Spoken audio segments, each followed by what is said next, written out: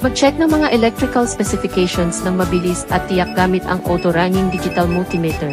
Isang mahalagang kasangkapan para sa mga pag-aayos at diagnostic sa elektrikal. Ang pinabuting disenyo nito ay may kasamang integrated test leads upang maiwasan ang abala sa pagpili ng tamang probe para sa pagtaya ng voltage, resistance, o continuity.